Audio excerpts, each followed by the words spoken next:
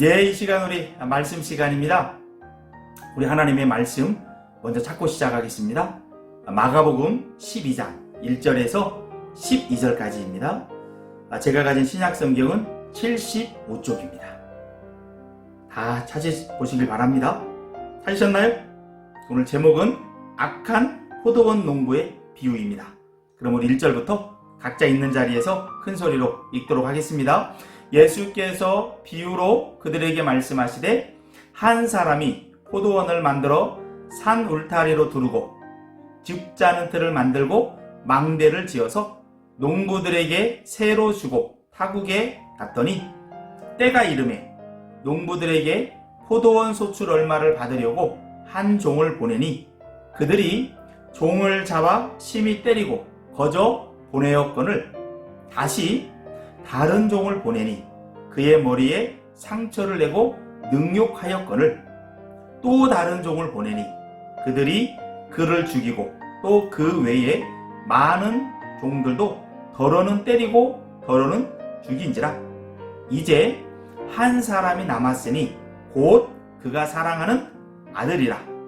최후로 이를 보내며 이르되 내 아들은 존대하리라 하였더니 그 농부들이 서로 말하되 이는 상속자니 자 죽이자. 그러면 그 유산이 우리 것이 되리라 하고 이에 잡아 죽여 포도원 밖에 내던졌느니라.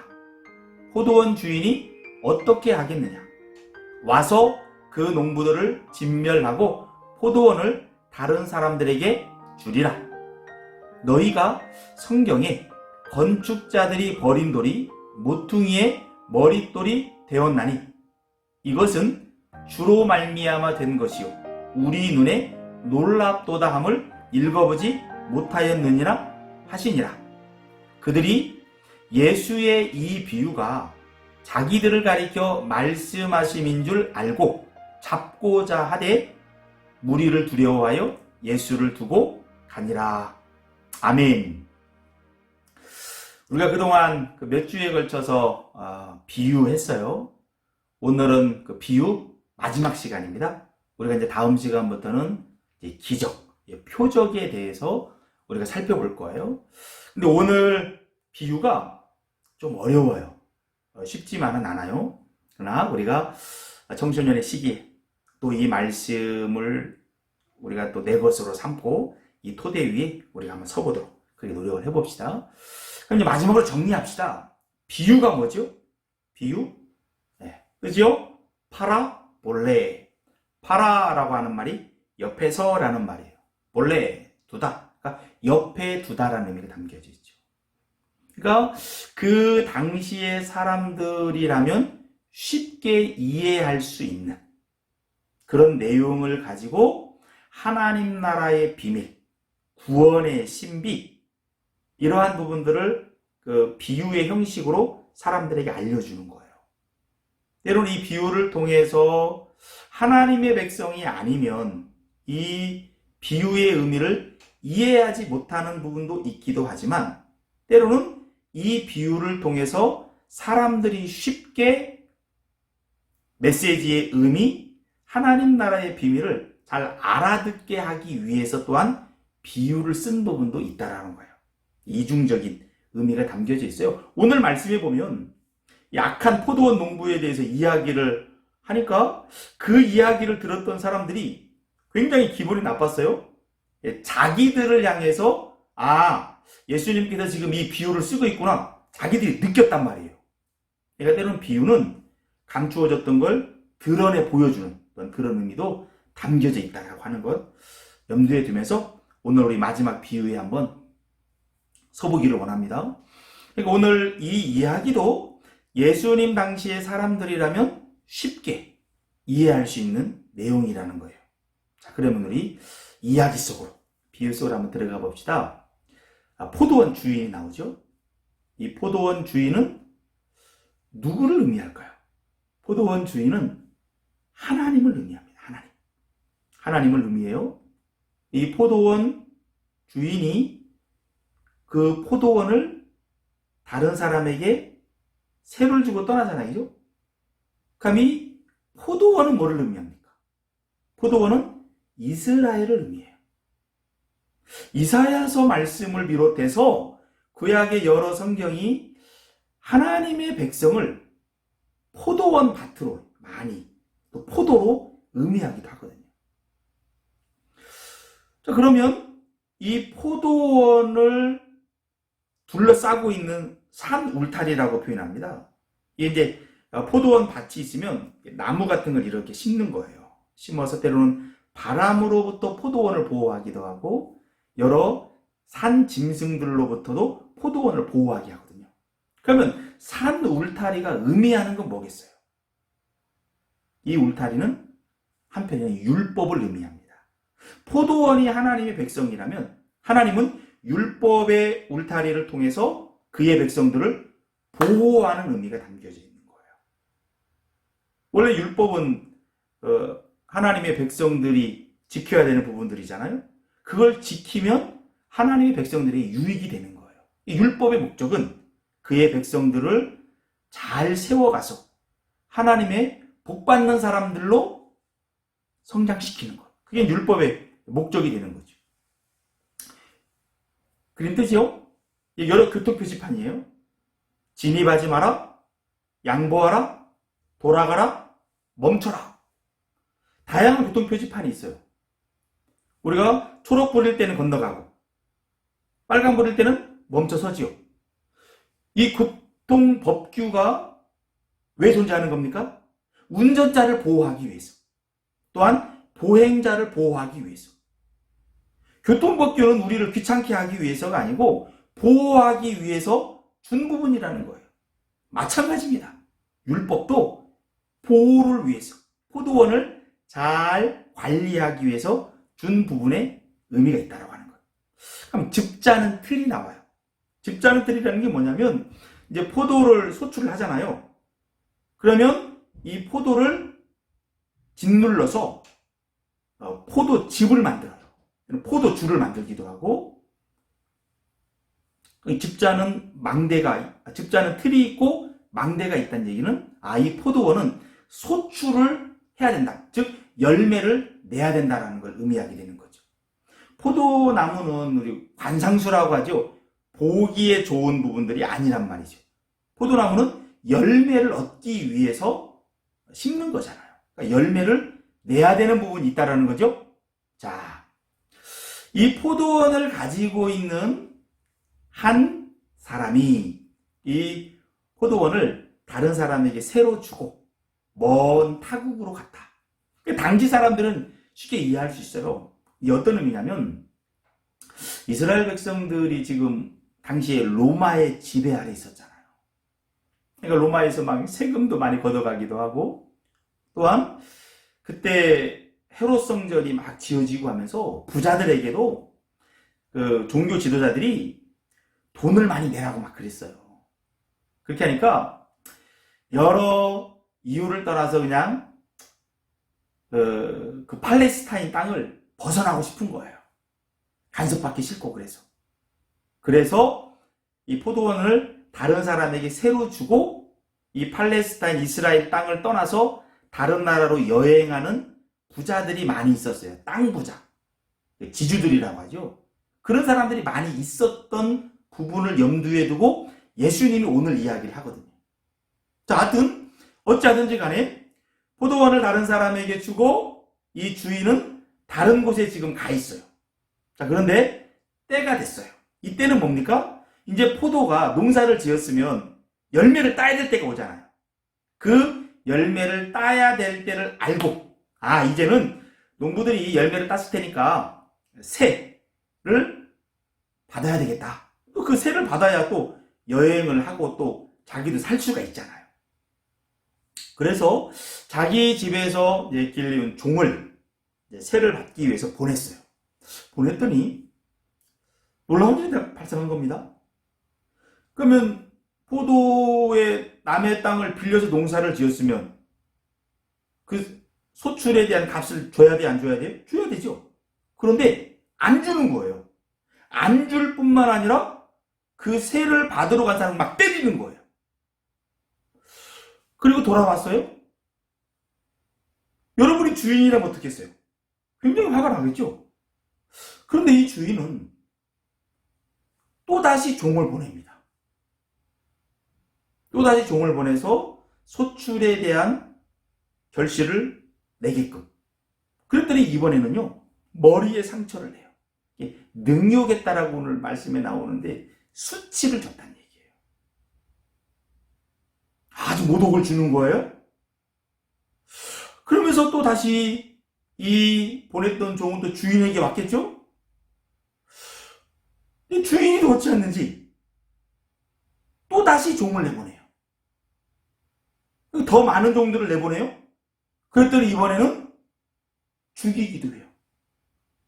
그리고 또 다시 모욕을 주고 내야 될 세를 내지 않는 거예요. 야, 주인 입장에서도 아주 곤란한 상황이에요. 근데 주인은 계속 참는 것 같아요, 보니까. 그러면서 이제 마지막으로, 이제는 내 사랑하는 아들을 보낸다면 소출에 대한 세를 내겠지? 이 주인은 그 기대감을 가지고 자기의 사랑하는 아들, 자기의 상속자, 자기의 유산을 이어받을 그 아들을 이제는 마지막으로 보냈어요. 그런데 이 정보를 이 포도원의 농부들이 들은 것 같아. 여기 사진 보이죠? 딱 숨어 있어요. 숨어 있다가 저 상속자다. 저 아들을 만약에 죽인다면 이 포도원 우리 것이 될 수 있겠지? 저 아들을 죽이자. 이런 음모를 꾸며요. 그리고서 그 아들을 결국은 죽여요. 폭력적인 죽음으로. 죽인 다음에 포도원 밖에 내버렸어요. 아하, 이게 주인의 귀에 들어갔네요. 이때 주인이 어떻게 하겠습니까? 이제는 이 주인도 참지 않는 거예요. 그리고 군대를 동원했어요. 그 포도원에 진격해 들어가서 그들을 진멸하는 거예요. 진멸하고 이제는 이 포도원을 다른 사람에게 새로 다시 주는 거예요. 오늘 이야기가 이렇게 진행이 되어지면서 예수님께서 그 얘기를 우리 들려줘요. 건축자들의 버린 돌이라는 표현이 나옵니다. 그 돌이 모퉁이의 머릿돌이 되었다. 자, 이게 비유예요. 이 비유가 가진 의미가 어떤 의미일까요? 여러 종들이 나오죠? 세를 받으러 간 이 종들은 누구를 의미할까요? 이것은 성경을 통해서 보면 구약 시대에 많은 선지자들을 의미한다고 볼 수 있어요. 아니면 많은 왕들, 많은 제사장들을 의미한다고 볼 수 있어요. 그래서 하나님은 이스라엘 백성들, 그 포도원에서 좋은 열매가 맺어지도록 하기 위해서 하나님의 말씀을 전파하고 가르칠, 율법을 가르치고 이야기할 많은 선지자들, 제사장들, 왕들을 보내면서 그들로 하여금 하나님 앞에 견고히 서도록, 말씀대로 서도록 그게 보냈다라는 거예요. 그런데 그 하나님의 백성이라고 하는 그들이 그 종들의 말을 따르지 않은 거예요. 죽이기도 하고 때리기도 하고 모욕을 주기도 하고 심지어는 그 아들까지. 그 아들이 누구겠어요? 예수님을 의미하는 거예요. 예수님은 때가 참에 왔잖아요. 그런데 사람들은 그 아들조차 결국은 죽음으로 내몰았다는 거예요. 포도원 밖에서 죽었다는 얘기는요, 예수님이 예루살렘 밖에서 십자가에서 죽었음을 의미하는 거예요. 그리고 종들이 모욕을 당하고 맞잖아요. 그게 예수님께서 십자가에 달리기 전에 예수님을 모독하고 때리고 했던 부분을 의미하는 거예요. 결국 사람들은 그 예수님을 쓸모없다 생각하고 밖으로 버렸어요. 이게 바로 버려진 돌의 의미예요. 건축자들이 버린 돌이에요. 그러나 우리 하나님은 어떻게 했어요? 사람들이 쓸모없다고 버린 그 예수님을 중심으로 해서 뭐를 지어요? 건물을 지어요. 이 건물은 한편에 교회를 의미하기도 하고 하나님의 나라를 의미해요. 자, 그림 보이시죠? 가운데 있는 저 돌이 모퉁이의 머릿돌이 돼요. 원래 이스라엘 사람들, 우리나라도 마찬가지입니다만 건물을 지을 때 중심되는 돌이 있어요. 그 중심되는 돌을 딱 기준으로 삼아서 돌이나 벽돌을 이어붙이는 거예요. 그럼 최종적으로 건물을 완성해 가는 것이거든요. 그러니까 모퉁이의 머릿돌은 매우 중요한 거죠. 바로 예수님이 바로 그 모퉁이의 머릿돌이라는 거예요. 그리고 거기에 벽돌로 접붙임 되어지는 건 뭐냐면 예수님을 믿는 하나님의 백성들을 의미한다라고 하는 것. 그걸 이 비유 속에서 예수님이 들려주는 겁니다. 자, 여기서 한 가지 우리가 질문해 봅시다. 왜 포도원의 농부들은 자기들이 1년 동안 농사를 지었으면 소출에 대한 세를 원래 주인에게 줘야 되잖아요. 주지 않고 세를 받으러 온 그 농부들을 왜 때리고 모독하고 죽였을까요? 세를 안 주고 싶어서 그랬을까요? 그림 보이죠? 그런 의도가 아니에요. 그들에게는 열매가 없었어요. 세금을 낼 돈이 없었던 거예요.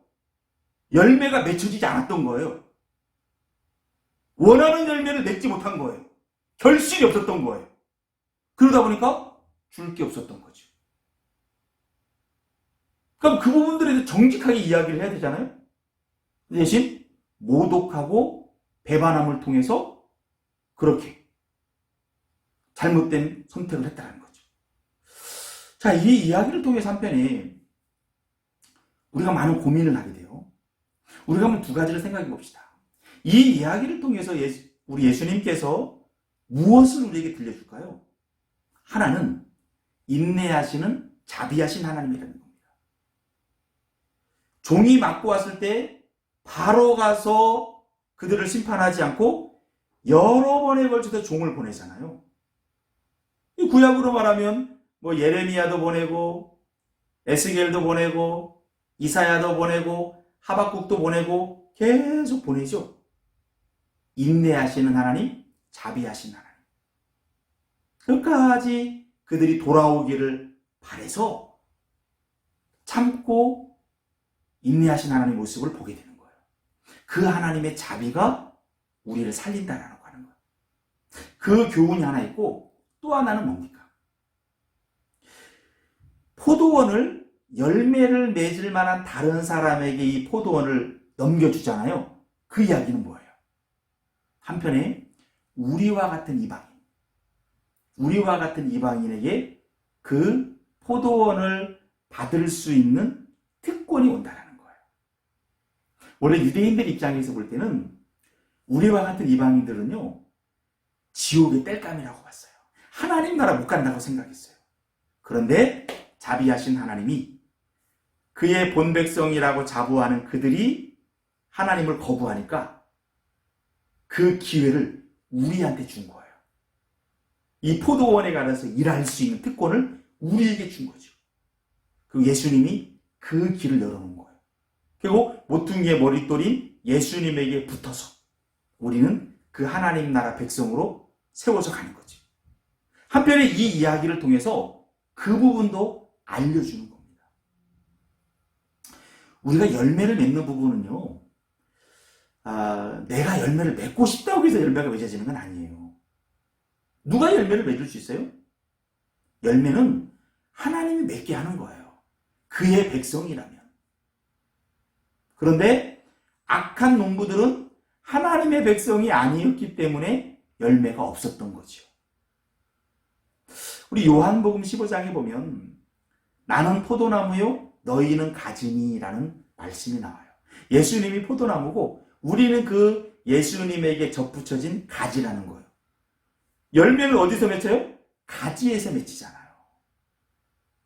우리가 열매를 맺는 부분은 예수님에게 붙어 있으면 열매는 맺어지게 돼 있어요. 우리는 이제 자연스럽게 내가 하나님 나라 백성이라면 나를 또 열매가 나타나는 거예요. 이걸 통해서 나는 열매 맺는 하나님의 백성이구나. 구원받은 백성이구나. 이런 것이 나타나게 되는 거죠. 저는 오늘 이 말씀을 받는 우리 선생님들과 친구들은 예수님에게 접붙여진 하나님의 사람들이라고 생각합니다. 그래도 풍성한 결실이 맺어질 수 있도록 또 하나님 앞에 기도하는 거죠. 한번 오늘 말씀 앞에 서보는 거예요. 나는 하나님의 백성인가? 예수님에게 접붙여진 백성인가? 나를 통해서 열매가 나타나는가? 한번 되짚어보기도 하면서 또 하나님의 백성은 풍성한 결실의 열매가 맺어질 수 있도록 또 우리가 또 늘 하나님의 말씀과 기도 가운데 깨어있는 삶, 이걸 또 결단하는 것도 의미가 있겠죠. 그래서 그 열매를 통해서 하나님께는 영광이고 다른 사람에게는 유익이 나누어지고, 그리고 그렇게 할 수 있는 모든 것조차도 하나님께서 우리에게 주신 은혜라고 하는 것. 이 부분들이 깨달아지기를 원합니다. 한편에 오늘 말씀이 조금 쉽지만은 않을 수 있는데, 구원받은 하나님의 백성에게는 하나님께서 깨우침을 주고 또한 풍성한 열매로 맺게 하실 것을 확신합니다. 기도하겠습니다. 참 좋으신 하나님, 악한 포도원 농부의 비유 말씀 살펴봤습니다. 우리가 하나님 앞에 설 수 있는 건 우리의 공로가 아닙니다.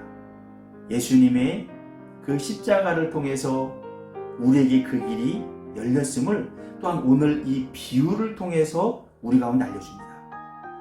본 백성이라고 자부하는 이스라엘 백성들은 예수님을 버린 부분이 있습니다. 그러나 버려진 그 돌이 모퉁이의 머릿돌이 돼서 또한 이방인과 같은 우리를 거기에 접붙임시켜서 하나님 나라의 백성으로 우리를 삼으셨음을 오늘 말씀을 통해서 알려주는데, 이제 우리 풍성한 결실로 또한 열매가 맺어져 하나님께는 영광이고 주변의 다른 사람에게는 하나님 나라의 유익을 보여주는 복의 통로가 되도록 인도해 주시기를 원합니다. 모든 것 주님께 올려드리며 예수 그리스도의 이름으로 기도합니다. 아멘.